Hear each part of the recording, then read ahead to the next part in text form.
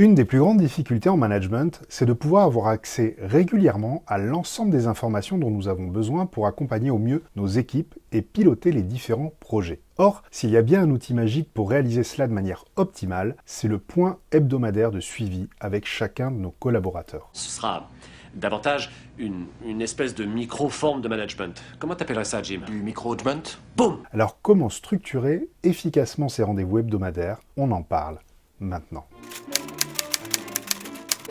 Bonjour et bienvenue dans cette nouvelle brève. Une des frustrations dont me font part régulièrement les managers et les dirigeants, c'est cette sensation de devoir aller régulièrement à la pêche aux informations pour savoir où en est l'avancement des différents projets ou encore pour avoir conscience des difficultés que rencontrent nos équipes, que ce soit d'un point de vue opérationnel, mais aussi personnel et émotionnel. Oh, mais ça n'a pas été sans mal, sénateur. Là, il est tout fier, mais vous auriez vu sa bobine il y a une semaine, j'aime autant vous dire qu'il tenait son froc à deux mains. Bon, bah ça va. Et c'est tout à fait normal, car lorsqu'on interroge les équipes, c'est assez fréquent qu'elles se sentent démunies, gênées, voire même pas forcément très libres de remonter leurs différents problèmes ou ressentis à leurs supérieurs hiérarchiques. Et force est de constater que le développement du télétravail n'a malheureusement pas arrangé cette situation. Car par exemple, tous les managers qui avaient l'habitude d'aller glaner les informations de manière informelle, en observant leurs équipes au quotidien, ou en échangeant avec eux de manière spontanée dans la journée, eh bien, s'ils n'ont pas mis en place de solutions de rechange, ils ont tout naturellement perdu une grande partie de leur accès à ces informations précieuses. Un des symptômes très fréquents de ce manque de rituel de communication entre le manager et son équipe, c'est d'apprendre de manière détournée ces éléments essentiels dont il aurait dû être le premier informé. Par exemple, un client qui vous remonte un problème, ou encore une personne d'une autre équipe qui vous apprend ce qui se passe dans votre propre équipe, ou tout simplement un de vos collaborateurs qui vous informe d'une situation que vit un autre de vos collaborateurs. C'est-à-dire? C'est métaphorique. En fait, ils tirent pas littéralement tous la langue. Ils sont au bout du rouleau, quoi. Imaginez par exemple qu'un de vos collaborateurs vous fasse part de son inquiétude parce que un de ses collègues a d'importantes difficultés personnelles depuis plusieurs semaines, voire plusieurs mois, alors que vous n'en saviez absolument rien. Alors bien sûr, les conséquences de ce manque de fluidité de communication sont évidentes. Il va y avoir le désengagement progressif, perte de confiance, altération de la cohésion, baisse de l'efficacité et de la performance, une augmentation du turnover, etc., etc. Alors comment remédier à cela ? Eh bien, la méthode la plus simple et la plus efficace, c'est d'utiliser un outil qui est un des piliers fondamentaux du management, le rendez-vous de suivi individuel régulier. Mais attention, ce rendez-vous récurrent avec chacune des personnes de votre équipe n'est pas un simple moment d'échange informel, loin de là. C'est au contraire un moment très important qui doit être ritualisé, à la fois dans sa fréquence, sa durée, mais aussi dans sa structure, dans son déroulé, afin de le rendre encore plus efficace et plus utile. En termes de fréquence et de durée, je pense que l'idéal est d'échanger avec chacun de nos collaborateurs en présentiel ou en visio, une fois par semaine sur un créneau de 30 minutes maxi. Alors bien sûr, ça peut être adapté en fonction de la taille de nos équipes et de nos différentes obligations. Cependant, je dirais que le minimum, c'est de pouvoir faire le point au moins tous les 15 jours. Et bien sûr, l'idéal est d'avoir un jour et une heure spécifique récurrente afin de faciliter l'organisation de tous. Maintenant, pour que ces 30 minutes soient utilisées de manière optimale, il est essentiel que chaque rendez-vous présente une structure identique de déroulé d'une fois sur l'autre, et un ordre du jour que vous aurez transmis en amont de chaque rendez-vous. Tout cela afin d'être beaucoup plus focus, et aussi de permettre à chacun, que ce soit nous ou nos équipes, de préparer efficacement ces entretiens en amont. Voici donc 7 points qui me paraissent essentiels à aborder dans ces entretiens hebdomadaires de suivi individuel. Premier point, les succès de la semaine.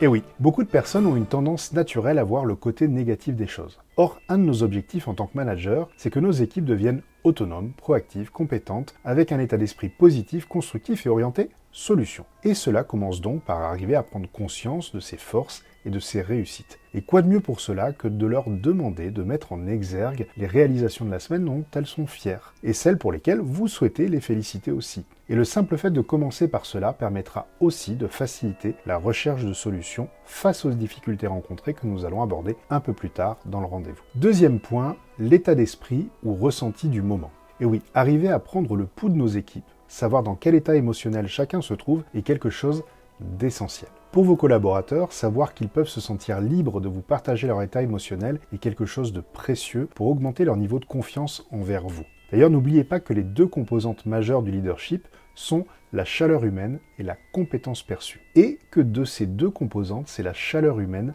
qui prévaut. Donc c'est le moment de faire preuve d'empathie dans le vrai sens du terme afin de contribuer à créer une réelle qualité de relation entre vous. Troisième point, l'évolution des résultats. Alors, en fonction de la récurrence à laquelle vous recevez les données de résultats, ce point ne sera pas obligatoirement abordé chaque semaine. Cependant, si vous avez des données analysées ou à partager, c'est intéressant de le faire à ce moment de l'entretien afin de poser un état des lieux de la situation. Quatrième point qui est un peu dans la même veine, quelles sont les avancées sur les projets en cours? Et là encore, l'idée de pouvoir avoir une analyse et une vision claire de là où nous en sommes et de ce qu'il reste à faire pour mieux aborder les points suivants. Cinquième point, les problèmes rencontrés et quelles solutions mettre en œuvre. Et ce sera un des moments de coaching par excellence de ce rendez-vous hebdo. Vous savez que si vous souhaitez que vos équipes gagnent en autonomie, en compétences et en capacité à devenir des apporteurs de solutions, vous devez absolument vous retenir de proposer des solutions toutes faites. Rappelez-vous qu'une mauvaise solution qui vient de votre collaborateur sera toujours meilleure qu'une bonne solution qui vient de vous.